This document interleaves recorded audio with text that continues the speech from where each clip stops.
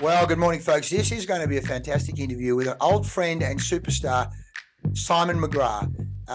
Simon can tell you his story very shortly. We've known each other for a long time, and Simon did a fantastic interview with me last week on Fremantle Radio, which we'll talk about as well. But Simon, welcome aboard to this Leading Your Best Life podcast. Leigh, thank you for having me. It's lovely to be here.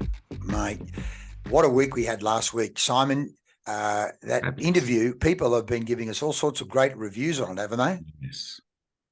Beautiful. We covered a lot of territory, everything from Paul Keating, the referendum, Bendigo, Eaglehawk, Chookie Major, Ginger Hayes, all about Leigh's life. But today I want to delve down into the Simon McGrath journey and life and learnings and lessons, because leading your best life really is about people, particularly in people in business, but not necessarily always in business. How do we actually get the best out of ourselves? So, Simon, let's start with the Simon McGrath story. Where has Simon McGrath come from? The Simon McGrath evolutionary story. Go. Yeah. Okay. My parents, I came from North Wales, emigrated to Australia when I was 10. Oh. My parents have always been small business people, so that was part of our house. So the conversation was always around what was the next thing to do and the focus of small business. My mother comes from a small Welsh village called Llanfairtachen in the North Wales. And my father was born in the Isle of Sheppey in the mouth of the Thames near Rochester in Kent. And he was a batman in the army, which means he looked after the colonel, the commanding officer of the barracks. And I think that had an influence on his life and conversely had an influence on my life. My mother is almost like an empath. She just kind of knows what's going on in all arenas, political, social, relationship. Very, it's almost silence, not the word, but she's almost monk-like in terms of her, but she has a deep understanding of many, many things. And my father would be utterly lost without her. Wow. So we came to Australia in 1968. I'm 64 years of age.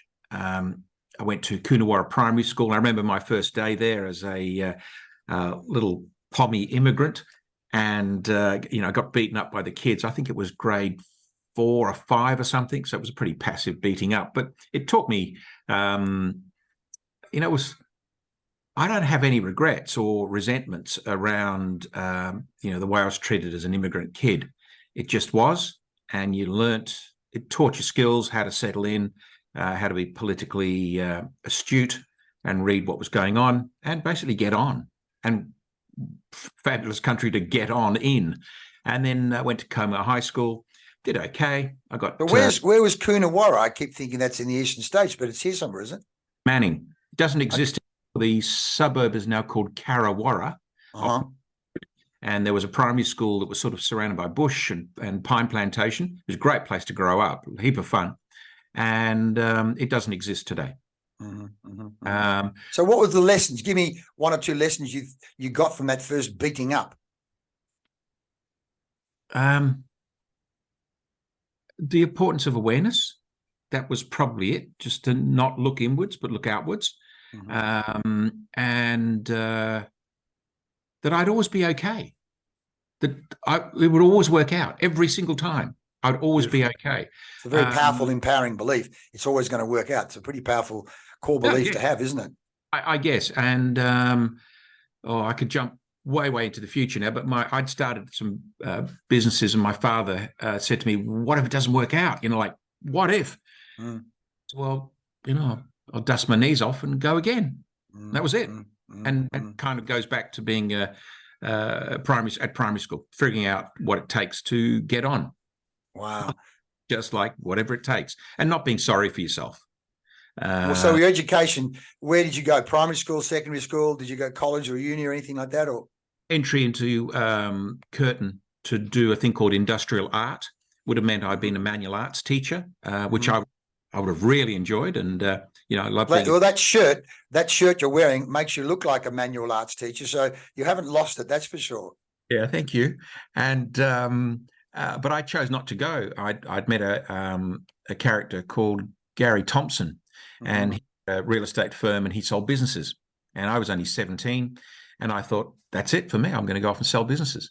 And so I did at the age of, I think I was 17, 18, which is insane. Yes. Insane when I think about it now.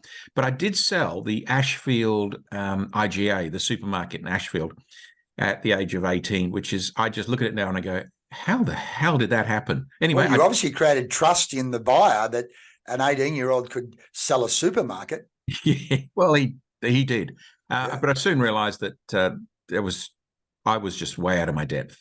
And then he started a nightclub called Annabella's Nightclub on the Esplanade, where the bell tower and the Carlton Hotel is these days. And that was an old Chinese restaurant that he converted into a nightclub. Anyway, I was the doorman. I mean, like, as an 18-year-old. I talk as an 18, 19-year-old. Tough Simon McGrath, the doorman. I was like the love machine. I would just talk to you. Yeah. And talk you into submission. I never got into any trouble. There was no fight. Yeah. There was sort of understandings and conversations, and it was great fun. Really great fun. It was back in the disco era. It was just a fantastic thing. And I was a barman there for a while, and then kind of realized that, working until 5 a.m. is just not a healthy existence, and I need to do that. But I met all the nefarious characters of the underworld of Perth. We'd go to casinos in Northbridge after work, and it was like a very, very interesting time of my life, and I'm glad I did it. You saw the other side at that point. I'm not so sure it is the other side now. It's a side. A side, yeah, good thing. Yeah, we all have that in us, dark and light. And so then I got a job then with Ace Theatres as what they call a cadet manager. Yeah. So I was at the age of 20 or something, and was managing City Centre, Paris Cinema, the Capri Cinema, the Townhouse Cinema, and doing that sort of thing, which is kind of was a good grounding in, I had to do the pays and schedule the advertising and make sure the place was, we had cleaners and lots of staff and usherettes and all that sort of stuff. Great place for a young guy to be. And movies, you would have seen a lot of movies, or you didn't get to see movies. We got to see everything. Yeah. And even because there was like, it was an exchange. If there was something on somewhere else, well, all the other managers would just let you in, No, you never paid for a film. So I did that for quite a while. And then one day I was doing the pays, and there was a guy that worked there, and he was getting close to retirement. He'd been there all his life, and his pay was the same as my pay. And I go, no, this is not a place for be hanging around. Yeah. Essentially, I knew that my days there were numbered. Had a great time. It's a great place for a man to work because there's so many women. If that sounds, that's a very good reason to take a lower pay. There's other benefits. So there were like lots of fabulous usherettes, students, university students, girls, all around the same age as me. It was a terrific time.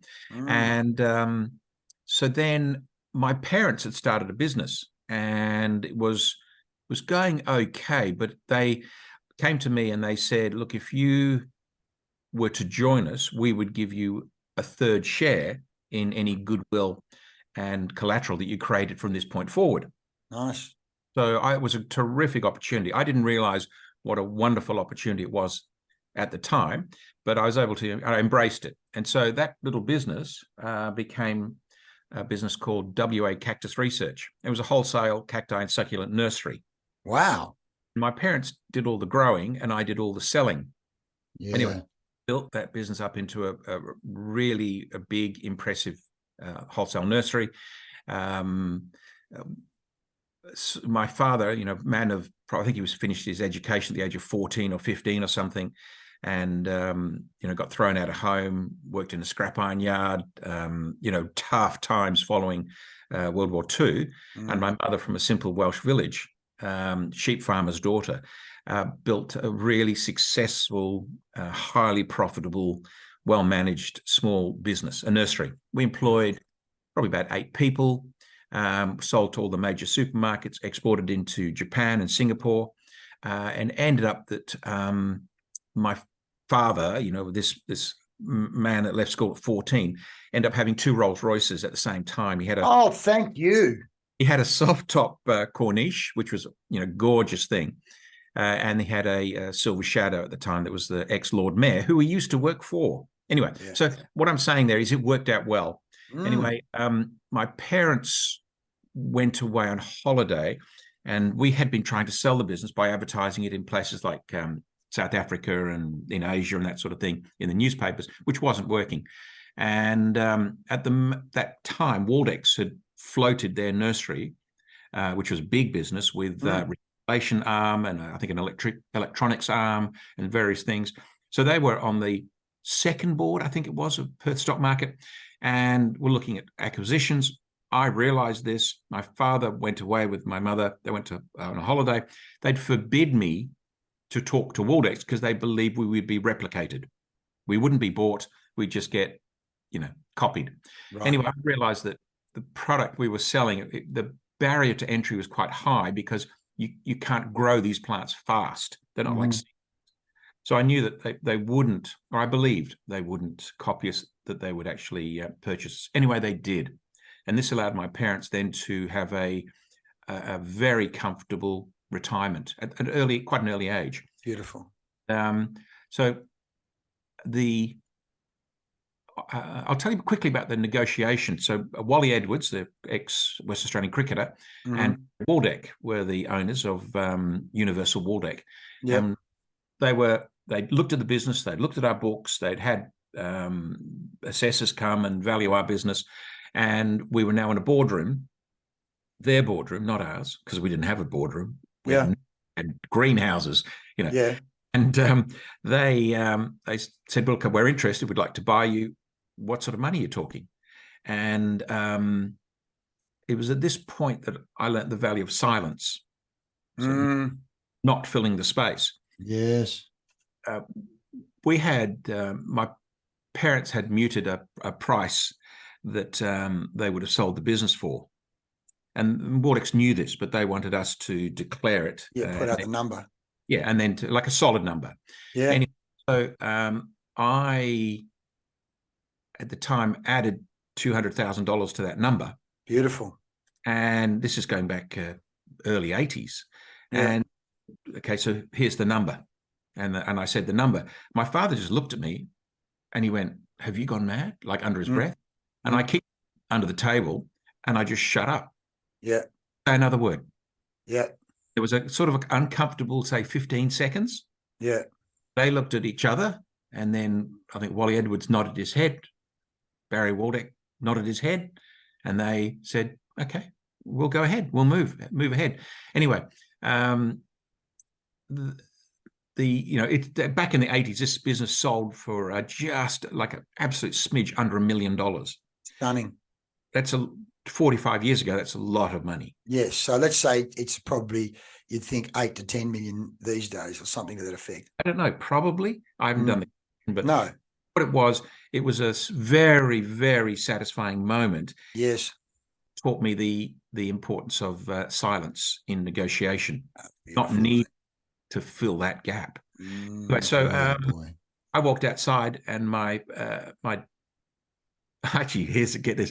I drove my Maserati Ghibli that was owned by Britt Eklunds to the meeting, and my father drove his blue Silver Shadow Rolls Royce to the meeting. So it was it was a celebration of a completion, and I find this is really an important part of business, is getting to the end, having the completion.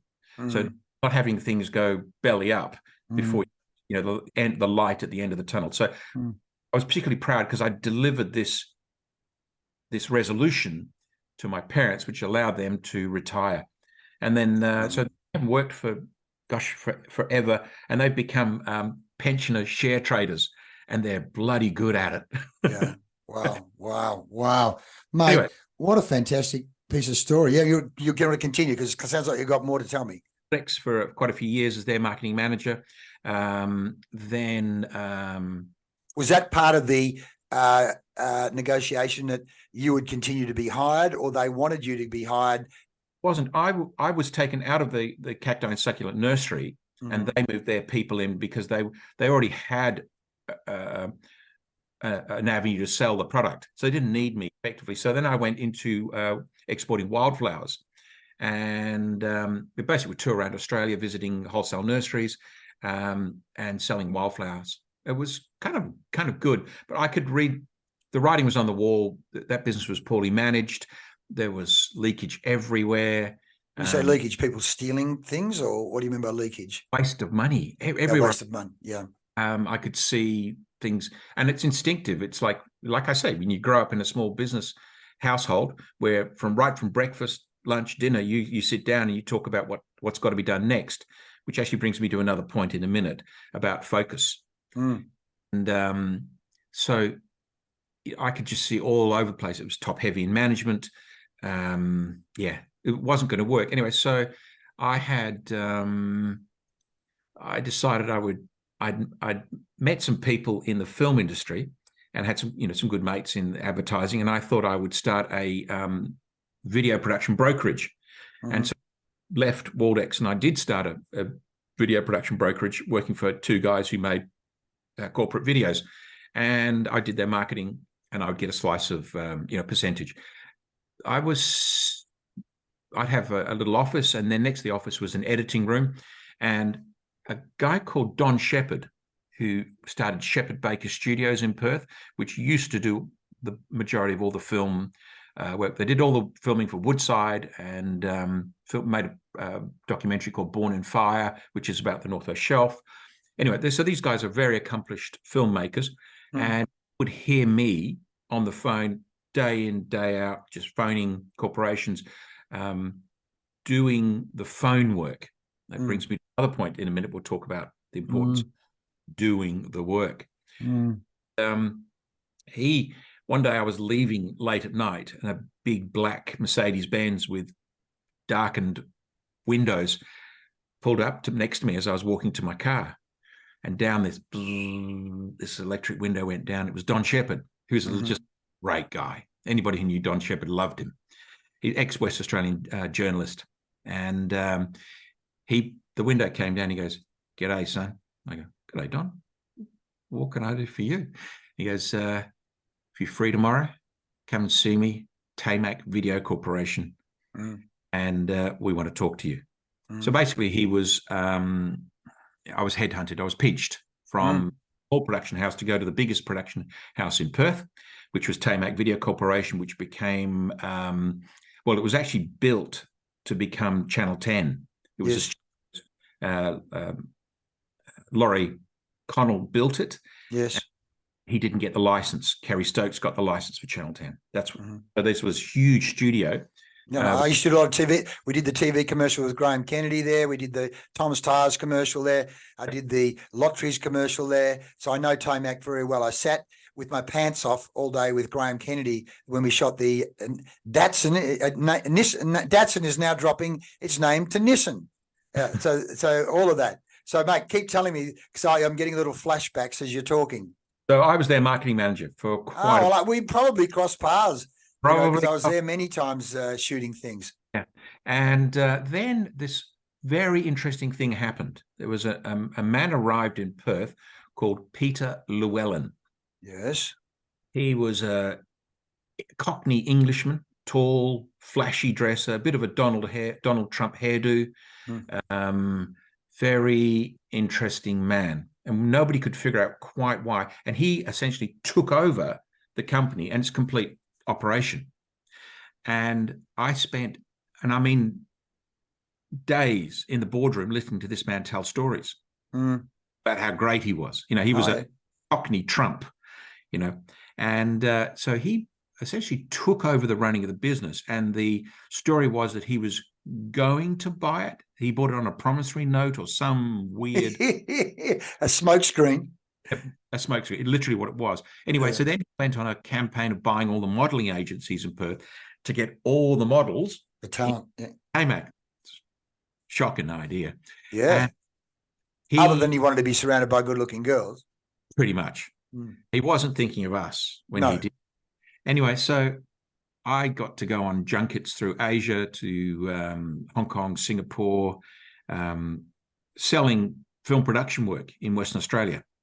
And I'd landed some pretty good contracts. I'd landed a contract for the petrochemical plant, and then they didn't go ahead with the petrochemical plant. Oh, that petrochemical plant. The $400 million that went into a pile of dirt down Kwinana Way or somewhere. That's right. Yeah. And several advertising. We'd bring down Asian high flyer people in advertising. They'd stay at the Burswood all weekend, playing at the casino. And Say no more. Yeah. In their TV commercials. There you go. Yeah. Anyway, so, but whose money was he spending, this Peter Llewellyn? Not his own, I imagine. No, Tamac Video Corporation was made up of one, and this is actually the telling point, the Machiavellian nature. It was made up of a group of farmers and doctors who had owned shares in it, okay? Now, they were unsecured creditors, I think. Perfect. And Laurie Connell. Laurie Connell, yeah. Because I was going to say, who sold them in to that? So it was Laurie Connell and the team, yeah. And it was essentially Peter Llewellyn, and I only found this out years later, was sent in to drive it bankrupt. That was his job. You are kidding me. And, well, okay, so I know it's fact? No, but God, it certainly looked like it. Yeah. Well, that was certainly the direction of the line. It was going down, or the debt was going up, one of the two, yeah. It was a wild time, an absolutely wild time. Great thing to experience. Anyway, all sorts of shenanigans were going on, and we had a outside broadcast generator that was so big it would like power a suburb. This generator, and there was before everything was sort of auctioned off and cleaned up, this generator just disappeared, went where else? Very valuable item.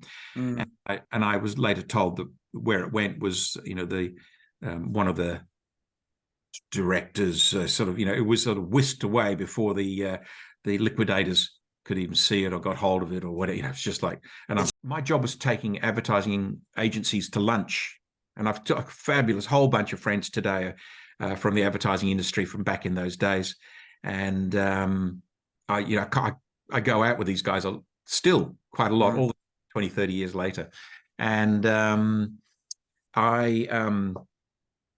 my job was taking them to lunch a lot, so I got interested in lunching. Anyway, so that got me onto, I realized that Tamac was about to implode, and I got out of there and I took over a lease next to the street cafe in Northbridge, next between European Foods and the street cafe. There was a little shop on the corner, which used to be a pizza oven place called La Brace. And I turned that into Ted's Cafe and owned and operated that for a couple of years. My first name's Edward. I saw that, Edward. So that's right. Ted comes from Edward, huh? Right. So, and there I met even more characters and fabulous people in and around Perth. And so I ran that for 2 years. The first 6 months was horrendous. I was tearing up money and feeding into this business. And then one day I opened up the TV Week magazine, the insert that goes into the West. In the middle, the TV pages, yes. He bought the West to get the TV guide. And the inside cover was a really coveted place. Yes, it was. I remember we'd all go, that'd be the first thing you'd go to in that paper was the inside cover of that cut TV magazine. At the time, Twin Peaks, the HBO series, had just been launched, and it was like everyone was talking about Twin Peaks. It was the first thing of its type. And we had a Laura Palmer salad on the menu. And the only reason was it came in its own body bag. That's the only reason we called it the Laura Palmer salad. Oh my God. Salads in the morning, tie them up, and then we'd serve them in their bag onto the table, and you'd cut open the bag and you'd dress it yourself. Okay. And that was why we called it the Laura Palmer salad. Yeah. This thing went bang on the inside cover of the TV mag for the West. and it occupied, well, 2/3 of the page.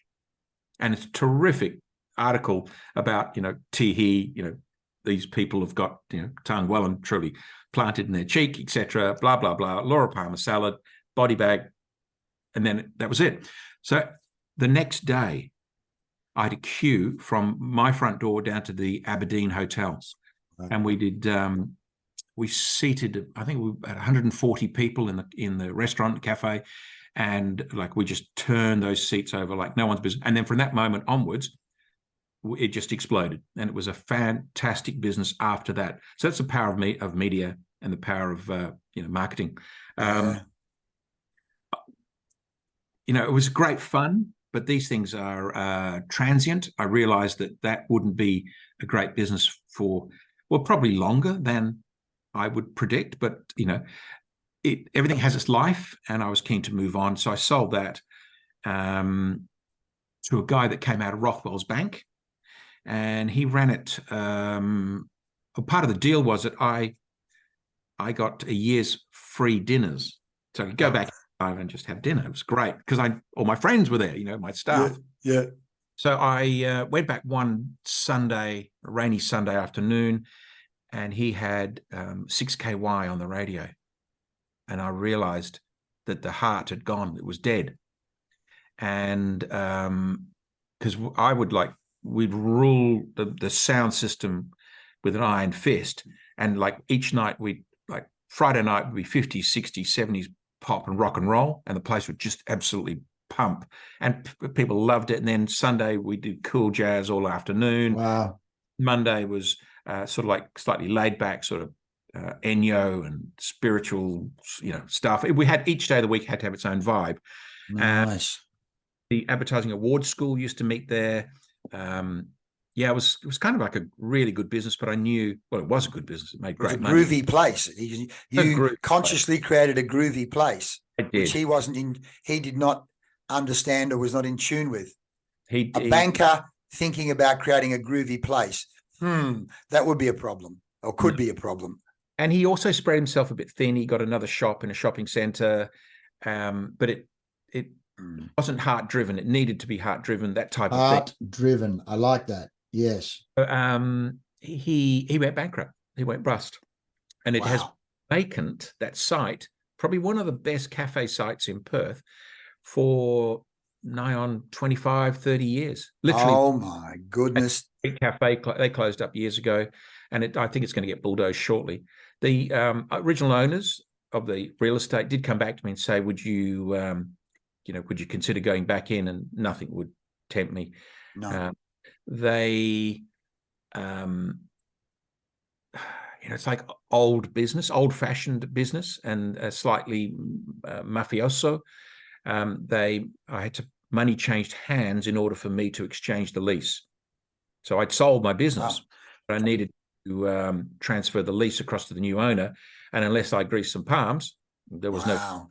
Wow. So how did you get into real estate from there, from Ted's Cafe to real estate? Well, a few other steps, but essentially I lost all my money. I'd burnt, this is back 80s. I started real estate in August 19. Oh, wow. I thought it was 98. Yeah, August 1998, I started real estate. And what had happened, I'd opened 3 cafes up in shopping centers. There was a retail building boom. All the superannuation funds were flushed with money from the superannuation guarantee levy. They owned the shopping centers. They knew that they had to spend this huge amount of money, which was flowing into superannuation. And so to expand all the shopping centers was probably a clever idea. But what it meant was that in 1 year, 680 new shops opened in Perth, and there were no new shoppers. So I was caught in a retail slump. There was a boom in leaseholds, but no new shoppers. What it meant was that the dollar was spread thinner. Buyers had more choice. There were, instead of like being 30, 40 cafes to choose from in shopping centers. Now there was 80, 100, you know, Yeah. and that's all it meant. Anyway, so I had a shop at Galleria Morley, a shop at Midland Gate Shopping Centre, and a shop at Whitford City. And I was a single guy running, I had like 80, 90 staff. Mm. You know, you spend days just doing the pays for all of those. So now you'd spread yourself too thin, and those businesses lost the heart of the business. Yeah. And there was a retail slump on top of that. And the retail slump as well. So talk about perfect storm. Totally. I, going into it, saw them as amazing opportunities because I just sold a coffee shop at Riverton Forum Shopping Centre that was a printing machine for money. It was just amazing. And so I had this experience thinking I could replicate it 3 times. Duplicate it. Yeah. Sell on those businesses, and basically, anyway, it didn't happen. I lost $1 million back in the late mid 90s, which was quite a bit of money then too. Because it was, again, coming back to where we are today. Let's assume it's somewhere between $5 and $10 million at least. And that was not borrowed money. That was my money. Money you had in the bank, gone, vaporized, burnt. How did you feel? And psychologically, how did you bounce back? Okay. How long did it take you to bounce back psychologically? Really interesting. I had to wriggle my way out of each of the 3 leases. Yes. Eventually, you did. I didn't go bankrupt. Nobody was pressing for bankruptcy. I was able to pay off all the debts and move out of there honorably. And so I didn't go bankrupt. But Were you married at the time? No. Okay, so you're single at least. Single at least. When I just came out of it, I met my now wife. And when I think back, I'm amazed she took me on. She saw you had blood on your knees and your hands at that time. She saw something. Anyway, and well, she's a doctor, isn't she? She's a doctor. She's a carer. The Hippocratic Oath. She said she I need to take care of this guy. That's right. Well, anyway, it's been a project, let me tell you. Yeah. So then I had to do something. I didn't know what the something was, but what I was clear of was that I didn't want to have my own capital in it, and I didn't own the stock. Okay, so the only business that I could see at the time which will kind of do that is real estate. And also, if one applied themselves, it shows up. If you had a skill set, you're willing to do the work, then it would, and you don't have to own the stock, so you don't have to inject capital. So like own a premises, buy stock, all of these things, which are traditional business, that the real estate would give you this avenue, this vehicle for doing exactly that. Anyway, so I started in August 1998. I did a 10-day Vipassana in silence the week before. So that's a Buddhist. What triggered you to do that? Because, I mean, what was the trigger or the influence? It's not like you're walking down the street one day and decide, I think I'll do a 10-day silent meditation retreat. What was the precursor to that? For the last 30-something years, I've been part of a group of mates called Secret Men's Business. Right. First Tuesday of the month at the various times, each other's boardrooms, our houses, our garages, and whatever, and we take it in turns, and we have a bit of a roster. All we do is we catch up and we talk. And one of the guys in that is a very famous inventor and really, really successful man. And he had just completed a Vipassana out at Ellenbrook. Yep. Came back and he was telling us about it. And I thought, that's what I want to do. So I enrolled to do the Vipassana, and 10 days of meditation in silence. Fantastic experience. I haven't made any inquiries, but I would love to do it again. Anyway, so I finished the 10-day Vipassana, and I think that 2 days later started in real estate and haven't stopped talking since. So, wow, that's like an elastic band. You stored it up and then kaboom, you let yourself go. That's right. So yeah, I started with a little agency in Claremont called Oliphants. Pretty quickly learnt the business because it's a very simple business. But most people who don't do well in it overcomplicate it and don't do the work. Simple as that. Work. So I would get in there super early in the morning. This is going back, late 90s, sorry. And now there's so many more marketing avenues available to people. But back then we'd print our own flyers, leaflets on the photocopy machine and distribute them ourselves on our bicycle, walk the streets, which isn't a bad thing. Sure. So I would get in there at like 6 in, hammer this photocopier. I'd bring a fan. The photocopier would overheat. They'd shut down. So I'd open all the doors, get the fans, and cool the baby down, and then get that sucker printing again. And by the time everybody else got into work, which was 8, 9 o'clock, I'd already had all my leaflets printed, folded in bags, ready to go out the door. And people would walk in and no one have any idea that I'd been hammering that photocopier for an hour and a half, because it would become an issue during the day as people queued up to get stuff done. Yep. So, that's kind of like my character. So let's just play with that for a second. If we were to ask you, what is the Simon McGrath character? Let's go even further. What motivates you? If we were to say, what is the internal operating system, like a telephone, of Simon McGrath? What is it? How would you describe that motivation, internal operating system, the software that drives you? There's several things. I'll start with a memory that I had. My family went to the first Kentucky Fried Chicken store in Western Australia, down at near the Causeway. Mm-hmm. And a white 911 Porsche SC pulled up in the bay next to us. Mm-hmm. And I said, I'm going to have one of those. Mm. And my father scoffed at me in his simpleness. He was a lawn mowing man at the time, and that was his world. And he migrated from Wales, the struggle he was in, all the rest of it. He said something which wasn't encouraging. In fact, it was just the opposite. But it turned out it was all the motivation I needed, that I was going to be something. I was going to go somewhere and live a life that was not ordinary. What age were you when this triggering moment happened? Probably 12 or something. Oh my goodness, that's a young, significant moment. Yeah, and I remember even remember the color of the car and the color of the interior. How's that? Wow. And so there was, that is one thing. The thing that motivates me, fear of failure.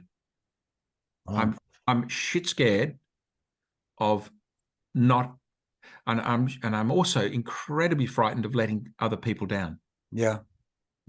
So that compensates. That makes me do things. Yeah. To make sure that I don't, or I make personal sacrifices to make sure that I don't. It's, I don't know. That's a significant driver by the sound of it. But look, and no doubt, this car theme runs thick through your motivation and DNA. You've mentioned your father's 2 Rolls Royces. Yeah. You've mentioned this Porsche, and I know you have a little fetish for car collection. So over the years, and I know you catch up with my old mate Brian Cummins, who also has a car fetish as well. That whole smell of the leather and the brand and so on. Interestingly, I met Brian Cummins because he was a regular customer at Ted's Cafe. Yeah, I didn't know him before that. He used to come in nearly every day. Yes, guaranteed. Twice. He's a Virgo, and he's a man of routine. And when he has a routine of a lunch place, like it's pretty much, you can set your watch at 12 o'clock. He's walking out of the office and going to the lunch bar that he's got a fetish for. So that was your place, huh? Yeah. Yeah, that was Ted's Cafe. I like classic cars. I'm a baby boomer, of course. So, cars are significant for baby boomers. I dig all that stuff, and I like the people. I do a podcast called Classic Cars and Coffee. Oh, so nice. I'm about to record it tomorrow night. Mm-hmm. So I like the people that are interested in things. Yes, interesting. In what when you say things, you don't just mean cars, you mean? Oh, it doesn't matter. You could be interested in cooking or brewing or whatever. But if you dig in something, then I find you more interesting. Yes. Than a person who's not into something. Yes. So there's a passion there. There's a driver, which, by the way, you told me a wonderful story last week because, we had a Kate Cheney event at your place last year, and I knew you were into art anyway. And sure enough, there's my good friend Michael O'Connell, who's also a very good friend of yours, a great WA artist. You've got a whole lot of fantastic art, but I want you to tell the story, and again, talk about DNA or internal operating system of what got you to collect that art. It was lots of things. Firstly, the physical beauty of having things that somehow you connect with surrounding you. That's just, and I can't find the words for, but all of the paintings we have are like friends or family. They're kind of warm to us. I'm struggling to find the words for all of that. But there's a heart relationship. There's a vibrational, energetic love relationship with it. Yeah. Thank you. Anyway, so being in business, I was in real estate for 24 years, and there were good times and bad times. So in the good times, we would my bride of 20 plus summers and a few winters. I would go to galleries and the openings of exhibitions and that sort of thing. And we would buy things we liked. And they were kind of the indulgence of success as it happened at the time. And then sometimes we would go to galleries and openings, etc., and we weren't having a successful time. So I developed, or it came to me, I don't know where it came from, but it came to me that it would be a very solid affirmation to buy art when you hadn't got a lot of money, when the cash flow wasn't, because it was an affirmation about your ability to create, your affirmation about your ability to understand the esoteric, and one's ability to, or one's acceptance of where we perceived value to be. So like it's a piece of paper or canvas with a bit of paint on it. It sells for thousands of dollars. So it's and some things, I can look at some paintings and they can be tens and tens of thousands of dollars, and I'll go, that's a bargain. It's like, it's absolutely fabulous. How could I not have that in my life? In fact, if I were to turn the camera that way a bit, I've got a Barry Humphries, Dame Edna. Fantastic. Bowl that he painted and then inscribed to me on the back. And, I've looked at that several hundred times. And that's relayed a conversation which I had with Barry Humphries years ago. And he told me how he painted it and where he was. And he'd just come out of divorce, and he was in an alcoholic haze, living in the seaside in Britain somewhere, Brighton Pier, I think he said. And, I don't know. I just look at that painting and I'm attracted to it. The one behind me up here, this one's by West Australian Nigel Hewitt, and it tells the story of the English language spreading around the world through colonization. That's a man of war ship with a British ensign on the back, and yet you'll see letters floating around on the ocean. That's the spread of the English language. And then above it, in fact, I'll just move this so you can see it, there's a seagull. Yes. And the seagull is carrying the letter I. And what that means now, that the language is spreading organically. It's not the British spreading the language anymore. It's just spreading organically. And this painting here is I bought for my wife as a birthday present at the Derby Art Centre, Aboriginal Art Centre up in Derby. So, but there's not hundreds, but we've got paintings under beds, Leigh. The things we paintings under beds. It's like, I don't know. I honestly can't explain it, but I know I'm not alone. Well, abundance mentality. Thank you. Yes. I mean, the fact is, when you, whether it be the Barry Humphries, each of those times you're recalling, you're actually putting out a very positive vibration into the universe. You're certainly not focusing on lack. You're focusing on, as you say, I can create it. I can create it. You know, a mate of mine, Pumper Hughes, says it's only money. Just go get more of it. You know, Yeah. versus it's money doesn't grow on trees. You know, I literally grew up with money doesn't grow on trees, Leigh. I'm not made of money. We don't have the money those people have. You know, and my darling mother and father, we grew up immersed in lack. And of course, that vibration does not create abundance. Although it's interesting, your fear of failure drives you to cover the bases and do the extra work. So it becomes a great motivator. So there you are, that the fear of failure on the one side, but that constant affirmation of I can create it, isn't the world a great place? Look at all the affirmations over around me that shows me I can create it, which to a certain extent, Brian's not far behind you in that regard. One, fear of failure, and two, each of these physical things are affirmations that you can just put your brain to it and go create more of it, which is a completely different mindset than the lack mindset. So that, mate, on the other side, clearly you're a great reader. You've got books everywhere there. What are some of the books? Because you say leaders are readers. What are some of the great books or the books you're reading right now that you'd like to share with our listeners that you say are either entertaining or useful or intellectually stimulating? What are you immersing yourself in at the moment? The book that I'm reading at the moment is on coaching, and it's called The Coaching Habit. Coaching Habit. Yep. And I'm about halfway through this. Say less, ask more, change the way you lead forever. Michael Bungay Stanier. Very good.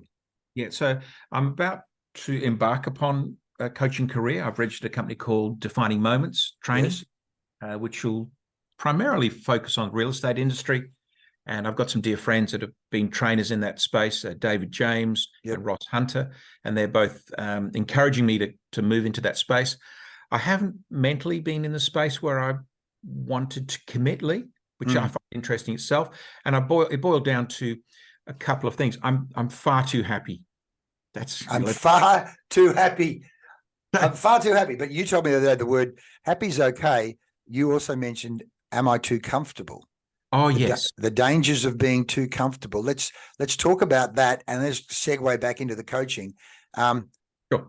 What have you done in the past? Because again, we haven't really spent much time right now. That real estate career of yours, clearly you build up your own business. You took partners in, you won awards. Just let's talk about that real estate, and then we'll go to the coaching, because clearly, why would someone be coached by you? Let's hear about your career. Thank you, Leigh. I'll relate that back to the fear of failure and the fear of letting people down. Okay, so during the whole year, it would just be pedal to the metal, and sometimes not entirely healthy, and I can't recommend it to everybody. But really, like, I live 4 streets back from the ocean front in Cottesloe. It's pretty good. And months would go past where I didn't even see the ocean that I lived close to, which is like really. So I developed this thing. I would, instead of driving straight home, I would drive down the coast. So at least I got to see at least to look at it. Yeah. At least, Anyway, and there was a mental space of always not being where I was, but always mentally being at the next place, which is a very polluted place to be. So you're enjoying where you are because you're thinking about what has to be done next. I don't recommend that either. No. Anyway, gosh, I forgot the. Well, you were 4 streets back. You were so busy, you didn't even see the ocean. In terms of lifestyle, you're working so hard. Only time we would they have the REIWA awards every year, and everyone gets dressed up, and all the real estate agents go to the Crown Casino and drink way too much. And the only time, and I've constantly been in the 1% and 2% in Australia of the top income earners and producers for that industry. And yet the only time that I would allow myself a sort of a minute of gratification is when I stood on the stage getting the award for the highest grossing in some division, or the winner of whatever. They put them all into divisions now. So it's assisted, unassisted teams, because the awards started to look like a farce pretty quickly, because people that run teams were competing with people who just basically weren't running. Yes, of course, grouped to try and get these awards. And they realized this was dishonest, non-representative. Well, you weren't comparing apples with apples by that stage. That's right. That was literally it. So But yeah, so when I took the stage and I would turn around and I would grab my trophy and I'd look out and there were like 3,000+ people sitting in the room, and I was like in the top 5, and I'd go, oh, beautiful, now that's beautiful. interesting.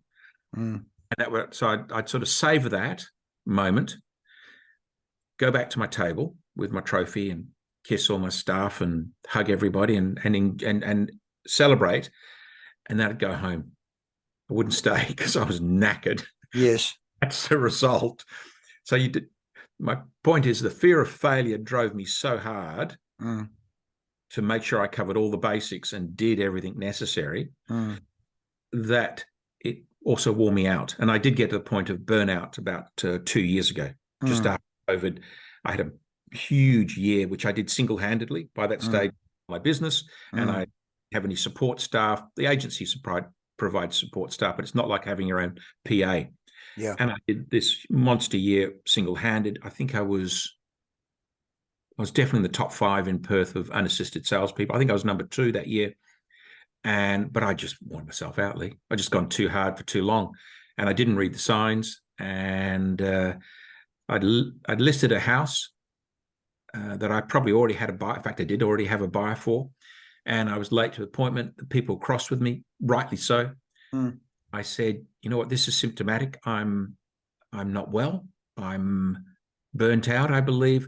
I'm going to give you back your listing, and the buyer, you just sell it to him. Just sort it out. It's about $35,000 worth of commission there that my biggest fear, I said, look, I'm not only dangerous to myself at the moment, I'm dangerous to you. I accept that.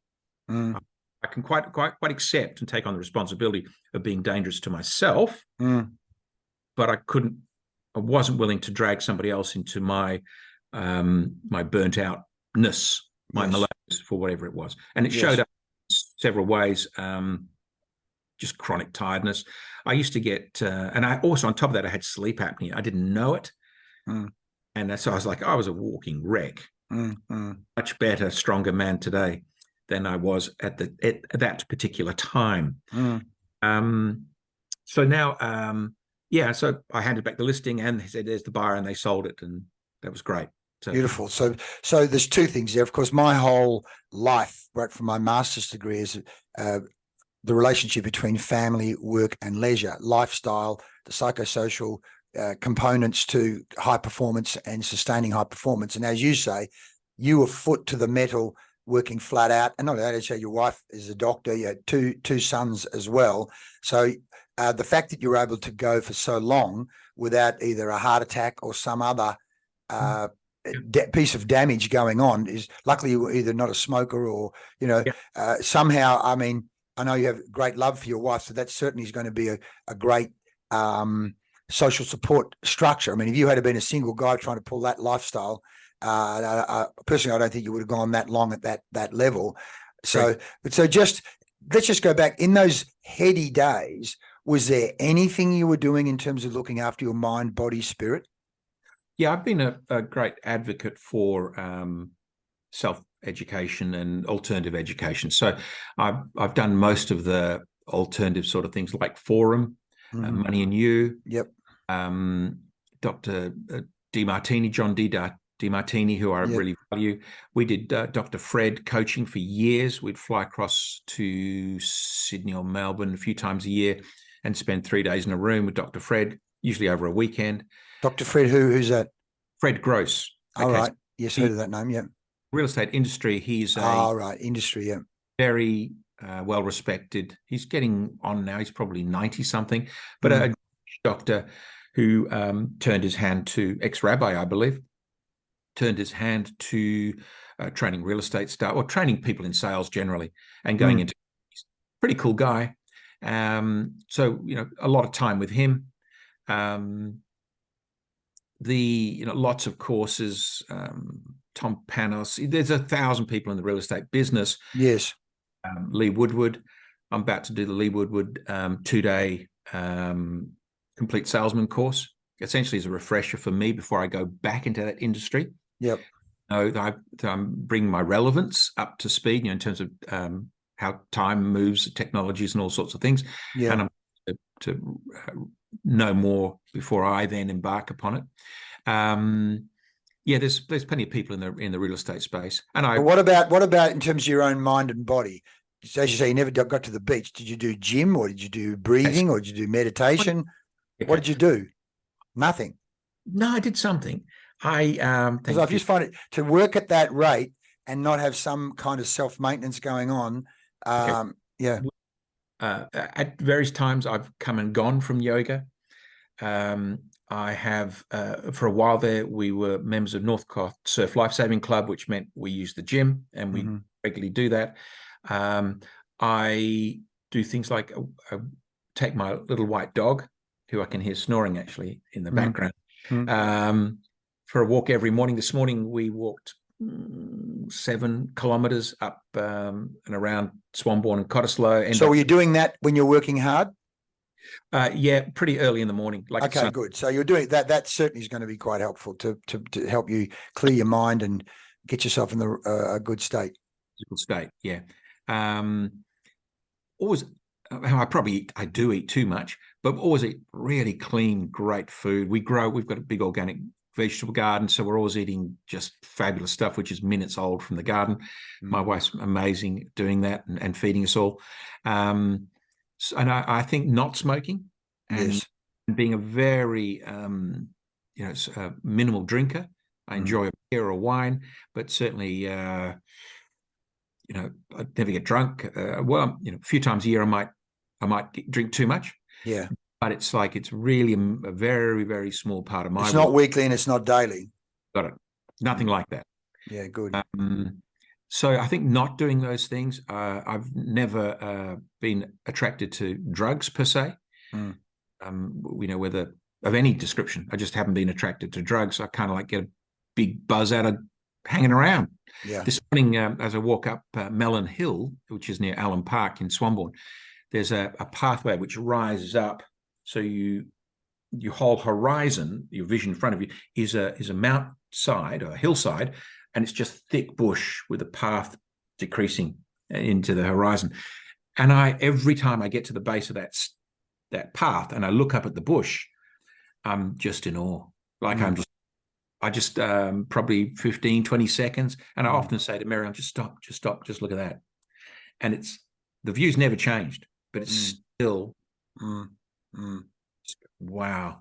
And I'm finding as I get older, more appreciation for simplicity, looking at the flower and that sort of thing, being aware of what the wind feels like on my face, where the sun's coming from, the smell. What am I smelling? All of these, and that comes back to consciousness. I'm really interested in my early days, Wayne Dyer. Yeah. Fantastic coach, beautiful man. Yes. And he got me thinking about many things that I wouldn't have been thinking about that I still carry with me today. Things like the difference between response and reaction, and knowing that you've got a second voice in your head and being the boss of that second voice, siding. If you're not in control of your thoughts, who is? Correct. That's sort of. Are you your thoughts, or are you the observer and controller of your thoughts? Exactly. And the importance of affirmations. So our subconscious mind doesn't know the difference between truth and reality. And fate, I can't even the difference between truth and reality.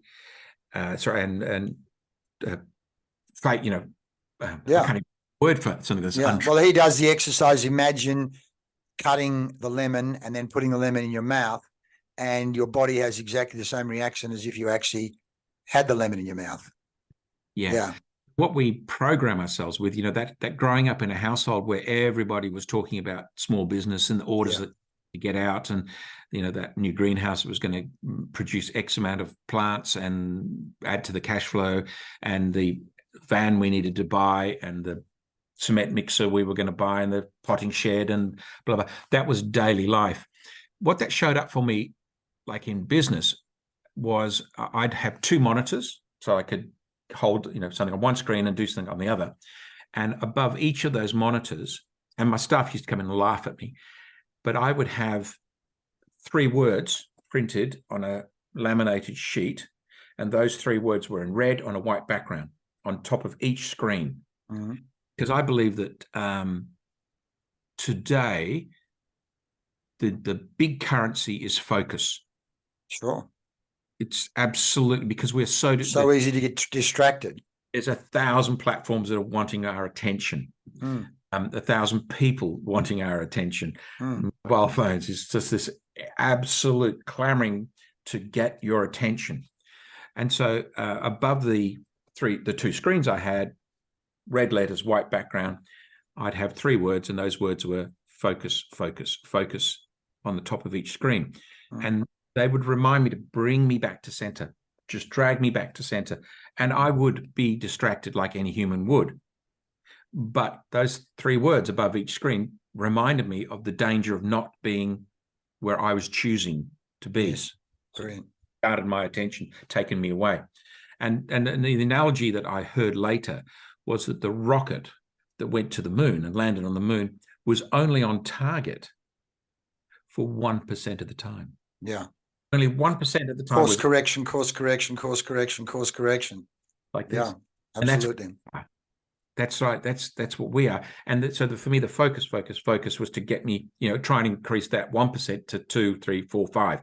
And it was something as simple as that worked for me. Something else I used to do is to be aware of my mindset before I went into listing authorities, where I went into to list a property. You were conscious of mindset. Yeah. So what were you focusing on there? Okay, so I do things like I would play probably AC/DC.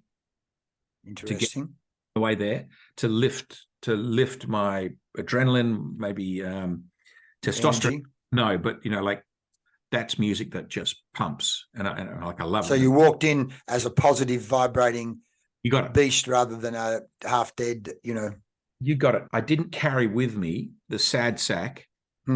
All my grievances and ailments, those were left way behind, because I'd filled my head with a vibe which I welcomed and wanted and worked for me. That was one thing I did. And then on the inside of my sun visor, I would have 5 affirmations that were there. And they would be the last things that I read before I closed the door and went into that meeting. Would you like to share those 5 affirmations? Remember what they were. It's something like, you deserve this, you're worthy, they're lucky to have you,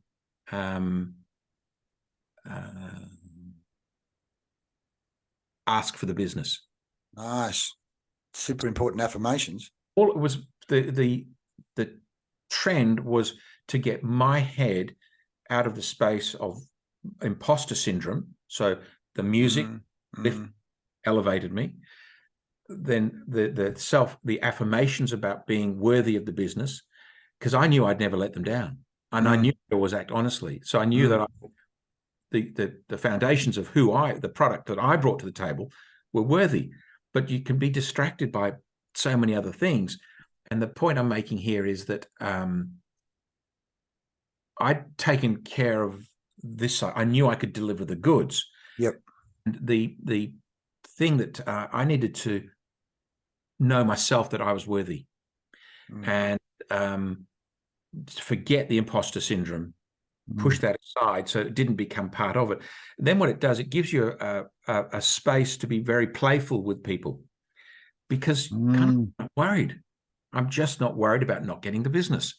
And so commission breath, what they call commission breath. Yes, commission breath. Yeah. And all of these things that come into being in real estate, like, oh no, somebody else is going for the business too. Well, forget about somebody else. Just be the best version of you. And be authentic and be real. And that allowed me to really goof around with a lot of people and have a fabulous time and get the business done and write monster numbers. So they're just a couple of things. But stunning. Man, I've got a page full of notes here. That's beautiful. Absolutely beautiful, mate. Well, we say the forest shapes the tree. See, growing up in small business, we've seen this pattern-wise over and over again. It's people who are successful in business. It doesn't mean you can't be successful in business, but you growing up in small business, consciously and subconsciously, as you say, day by day, you're learning by osmosis of the do's and don'ts.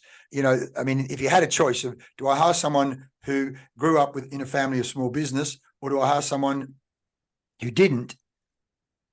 I would be erring on the side of person's grown up in small business in terms of understanding of business, sales, customer service. I mean, there's many examples we have of that, but that whole thing there of imposter syndrome, we see that we all, I mean, I suffer from that as well in terms of what are the tricks you use. Because I say a long time ago, sales, listen to either my material or music or something that lifts you up, listening to the gardening program, or even worse, you can be listening to Parliament, going to a sales appointment.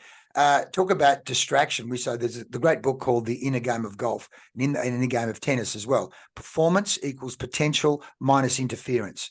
And what performance equals potential minus interference. So I've got 100 units of potential, but 60 units of interference, junk, gardening program, negative, imposter syndrome. I can only ever perform at 40. But I take the same 100 units of potential, reduce the interference, focus, reduce the interference, get that to 40, I immediately can go to 60, make a big jump in performance. So whether it be sport or sales or business, as you say, calming down, or in your case there, the AC/DC to get the energy. Because we say also, you don't manage people, you don't manage yourself, you manage energy. How much energy and where's it focused and what's the type of energy? Yeah, exactly, Lee. I realized that all we had was energy. Yes. There isn't anything else. And boy. There's all sorts of energy, but it all boils down to what we're selling is energy. Which is Zig Ziglar. Selling is a trans of energy, of emotion. Yeah. We're machines for reading it. We don't know we're doing it, but all the time we're reading the energy of somebody else.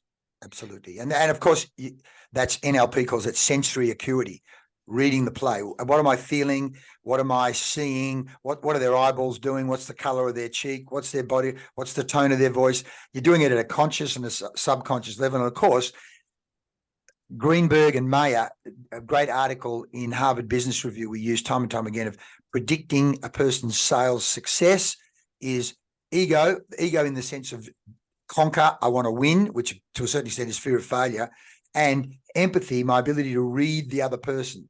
So we want to be a heat-seeking missile, or I'm going to hang in on this deal and keep adjusting my behavior and reading the play, whereas the person with low sensory acuity is often just a bulldozer, not reading the play and thinking that if I chalk enough and throw enough spaghetti at the wall, some of it's going to stick, which of course doesn't work. And the sale certainly doesn't stick, and you certainly don't get repeat business and referrals out of it. Exactly that.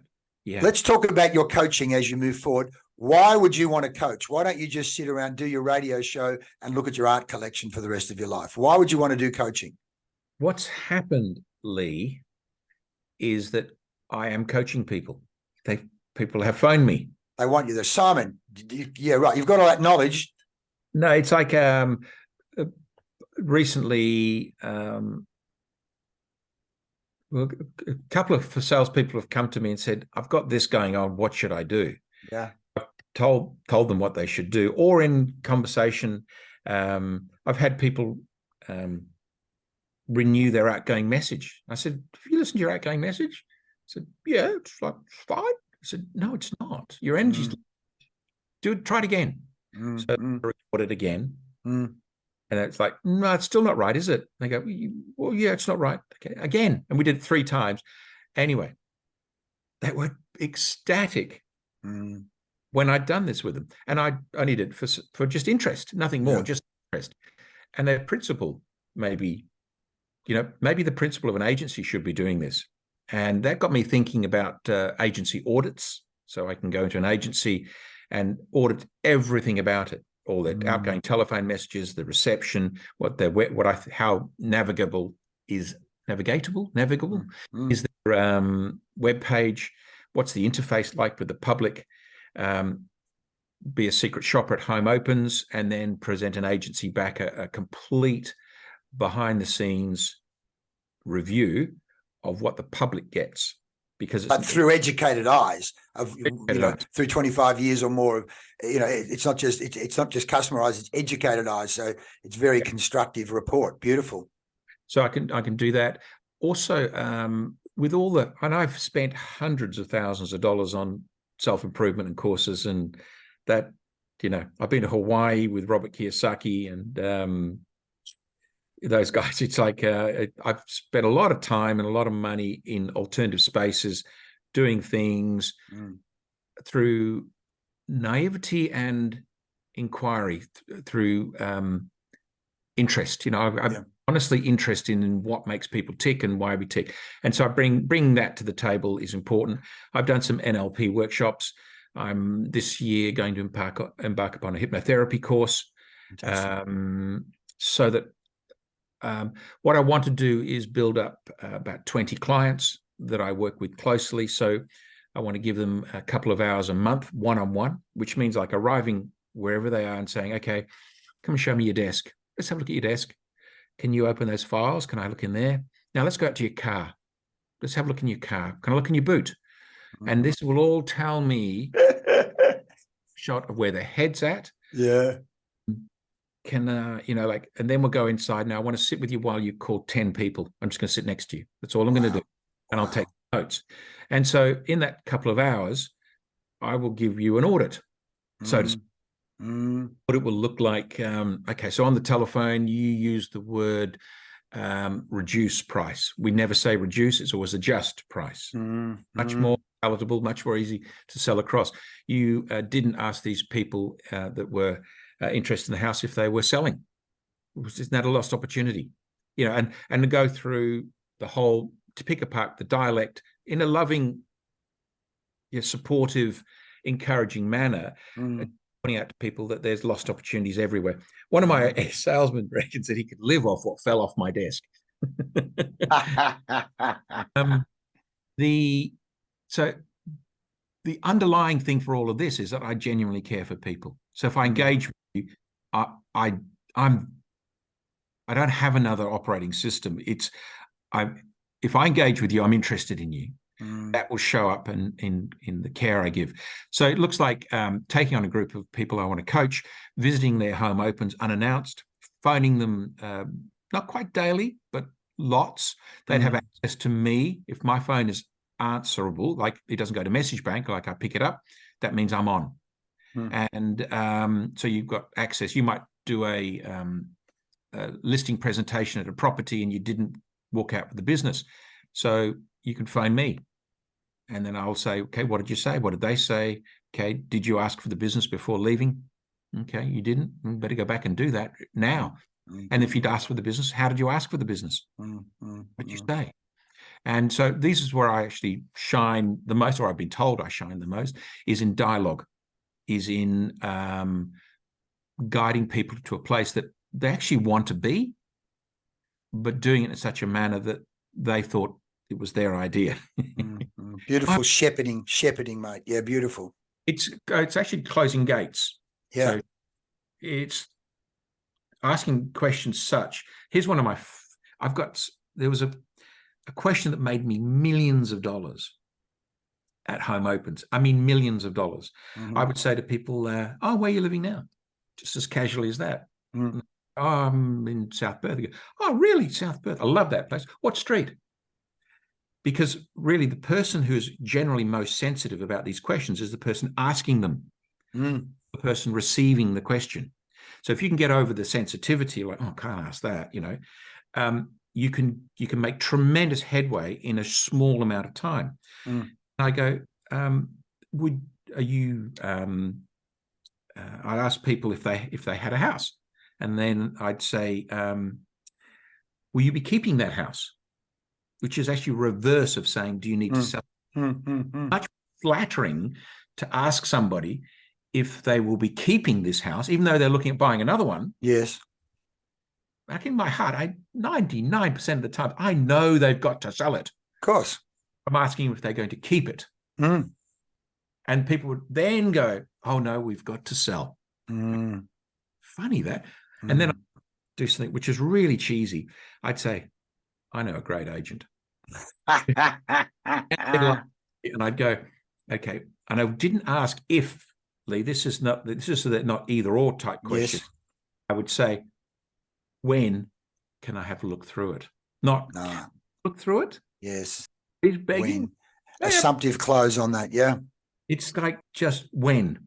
Is tomorrow good for you? Is it like, and these are assumptive questions, but they're still questions, so they're still dignified. Absolutely, mate. Absolutely. No, we call it strategic questioning. And of course, as you say, it's conscious strategic questioning. You're well aware, and in NLP call it syntax. What is the order in which I ask those questions and the way I structure them? And of course, the average untrained person or doesn't want to be conscious doesn't think any of this is important. But in fact, the athlete or the A-grade performer knows very well that conscious strategic questioning, context, I call it a system we call POMVIC, which essentially is mainly business to business sales, but it works in real estate too. But giving people a scaffold and a structure so that they're consciously asking strategic questions that's leading. And of course, we talk about buying state facilitation. You're like that very question of, are you planning on keeping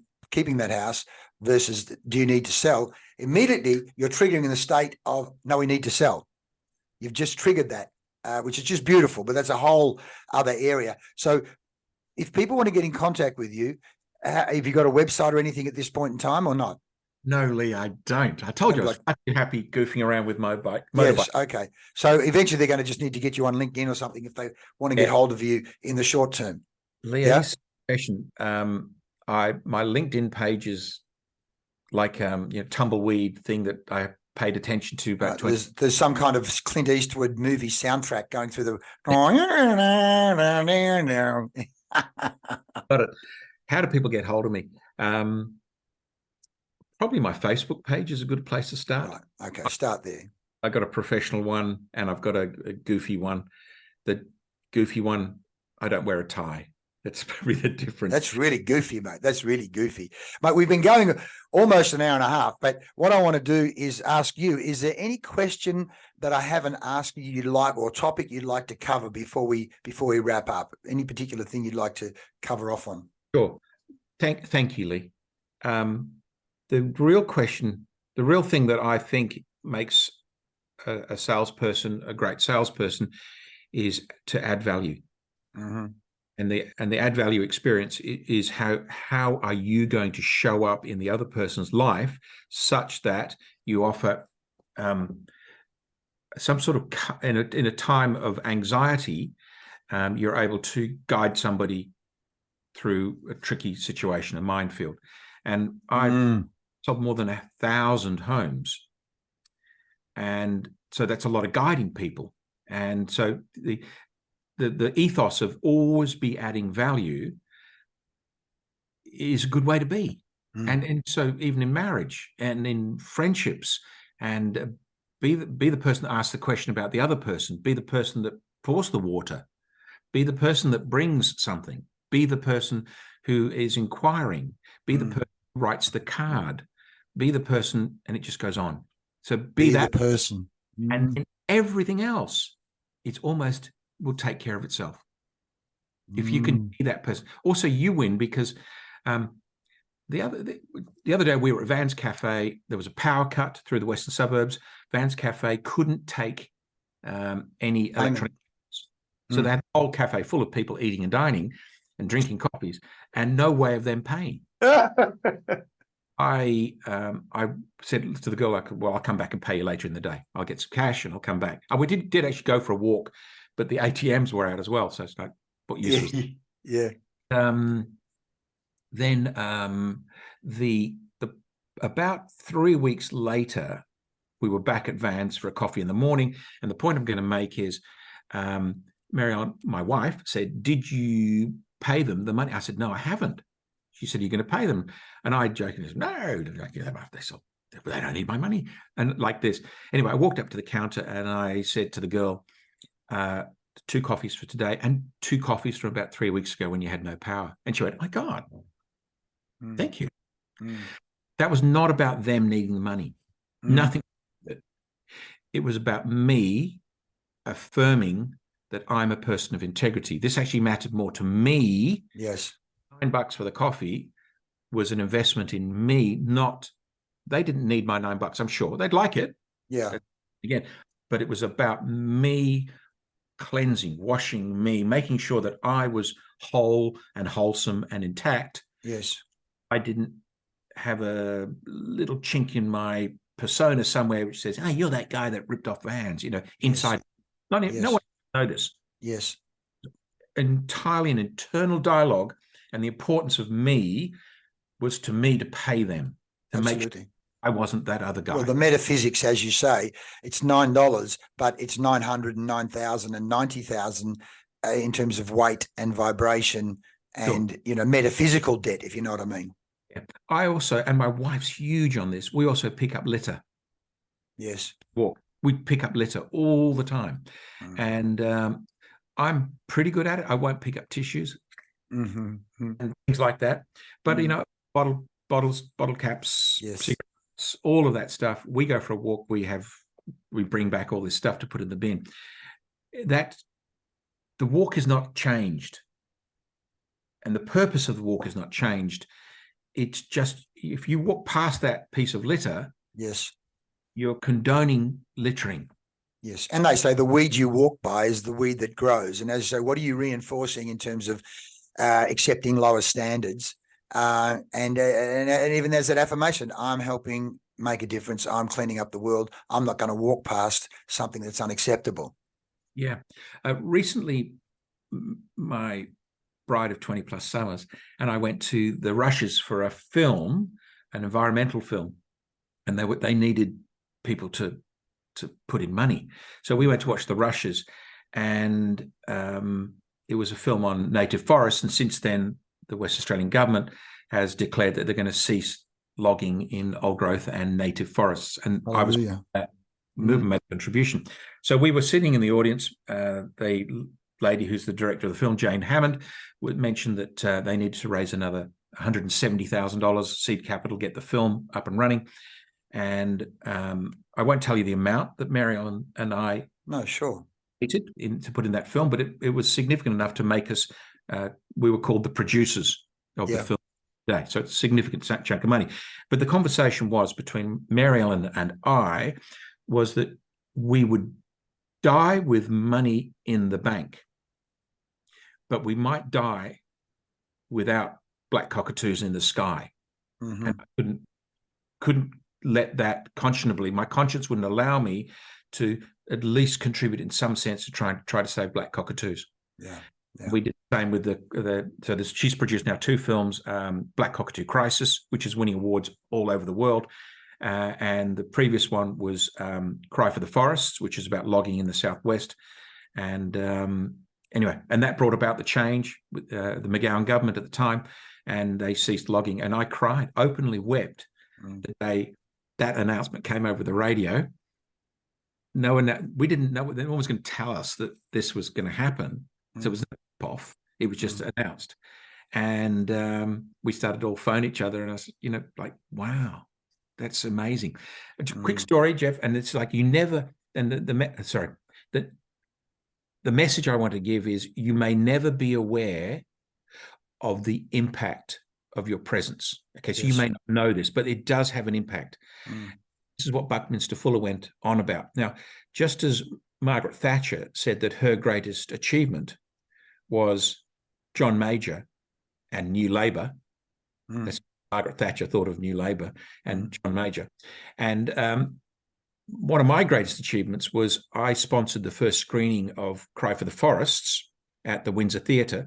There were 400 people there, and I spoke to them beforehand. This is a film about logging in the Southwest. There was a guy in the audience who I'd invited, and his name is Jeff Bremer. And Jeff Bremer is a engineering professor. He's Dutch, and he likes to win arguments. And now he's fighting Alcoa for the mining of bauxite mining in a Darling Escarpment. And because they want to mine next to our drinking water supply. Incredible. unbelievable, and chop down hundreds of years of growth in Jarrah forest. Just bad luck that bauxite grows underneath. Jarrah trees grow on bauxite. They like it. So that's one of my greatest achievements, was to let loose that crazy Dutchman on Alcoa. Well, as you know, so Buckminster Fuller introduced it, and Money and you introduced us to the concept of precession, the precessional force. You move in one direction, but you're creating waves at right angles that often you can't predict. And so you doing that screening precessionally has set this fellow off. And as we say, often the benefit is to the shareholders in New York somewhere at the expense of the ecosystem over here. And as I talked to you the other day, my good friend Greg Campbell, with his book Total Reset, bringing us to realize, the Aboriginal, the First Nations people that looked after this place for 65,000 years with a light footprint, or in fact no footprint. And here we are 200 years in. And if we draw the line straight with people like Alcoa and others, we won't be around for another 100, let alone 65,000. It's not as sustainable, but the word sustainability to them is, well, let's just destroy the forest, dig a big hole, and then fill it up with whatever, maybe later on. I mean, I'm sure they'll argue to the contrary, but mate, there's so many great things we've spoken about here. As you say, adding value, heart-driven business, being the best version of you, the Twin Peaks salad, that point of difference, that standout, be the person who, the two Rolls Royces. You're doing such a marvelous job in that negotiation, the power of silence and negotiation. It goes on, and I've got it all here. I'm going to do another podcast just on the points I've made here. The power and the education of small business. Just that one deal alone of you get 1/3 share of anything you create from this point onwards is such a beautiful, simple, powerful formula in terms of, as the Chinese have a proverb, do not forget to give the wing to the person who gives you the whole chicken. And I mean, it's a beautiful piece. We can always learn from others. And in fact, here we go. Who was it that said, the reason I have Isaac Newton, the reason I have seen so far is because I've stood on the shoulders of giants. And here you are with your coaching, mentoring about to start, assuming you get beyond comfort. People can stand on your shoulders in the real estate industry. They can stand on your shoulders, I would say, in the coffee hospitality game too. But for the purposes of narrow niche, which is a big enough niche anyway, real estate, standing on your shoulders, and what you're offering there, your care and your attention to detail, the audit, sitting, I mean, all of those things in real time are just beautiful coaching. I would call it coaching mentoring, because it's a combination of the two of those things that you're doing there, Simon. And here today, talk about be the person who you have been and are the person who literally big heart. We talked about the importance of heart-driven businesses. You'll do heart-driven coaching and heart-driven mentoring in your industry, mate. Is there anything you'd like to say before we wrap up? Simply that it's a privilege to be alive. Absolutely. The alternative. I'm still in wonderment at the beauty which surrounds me. Yeah. And to just appreciate even the coolness of a breath, breathing in through our noses and having this. Yeah, very lucky people. I mean, how lucky are we just to be born and living in Western Australia? Mate, as 4 streets back from that fantastic Cottesloe Beach, mate, I was swimming down there this morning with all my good friends, and then having coffee afterwards and talking funny stuff. We've got Carleen, the Canadian, who's just come back from beekeeping down south, and talking with about the wonders of bees and the importance of bees and honey. Just those conversations, you treasure them every morning. I think because we've just swum 2 kilometers, our serotonin and dopamine is high. We're having a high on life in the morning, let alone that connection. And of course, the beautiful thing is, all around Australia, all around the world, but particularly around Australia, there are communities of people gathering every morning around beaches, surf club gyms, swimming, coffee shops, and the gaggle and the positivity in the change rooms and at the coffee shop. That's the joy. The French, what do they call it? Joie de vie. Mate, you bring it, but you consciously bring it, whether it be in real estate or on radio. People, please do 107.9 Wednesday morning with Simon. Please go and listen. Our interview last week, mate, people, between Leigh crying and, we're being polished. My mate, I spoke to on the phone this morning, is a mad National Party mate in Queensland. I said, I'll send you the interview. I know you're going to disagree with me on a whole range of points, but in amongst it all, I literally have said to my kids and my grandkids, when I'm long and gone and they go, who was Grandpa Leigh? I said, listen to that interview. It's all there. Leigh, there was so many. I have a format of questions that I ask, and one of them is, who are you? Well, I never, I got about 5 minutes into this, and the whole question just off somewhere. Yeah. Well, you said bring 10 songs, and we only got through 6. That's right. Yeah, it's fantastic. And today, look, we've gone well over an hour and a half now. We'll probably have to do another one. I tell you what, it'd be good to do one when you've done 6 or 12 months of the coaching, and I think what'll happen, I was thinking I'm going to re-register, well, not re-register, because my company, Performance Development Consultants, has just been sitting there. My accountant said to me years ago, oh, Leigh, you should call it Leigh Farnell Best Business.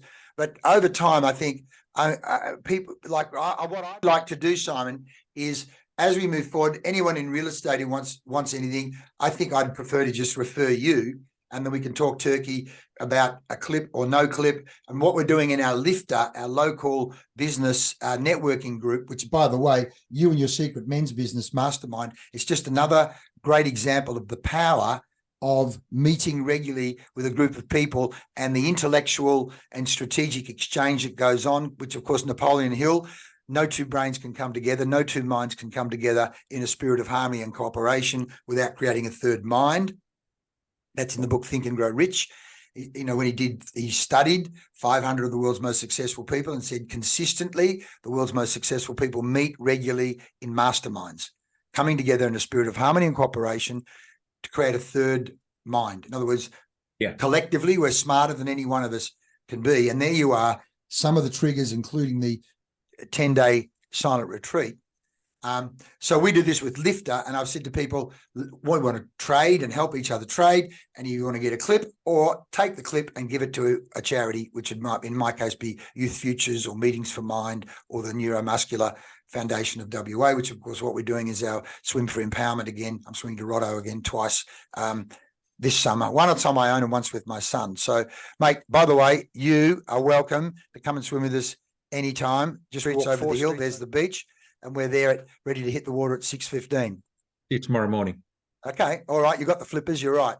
Mate, thank you so much for your time, Simon. Absolutely beautiful stuff.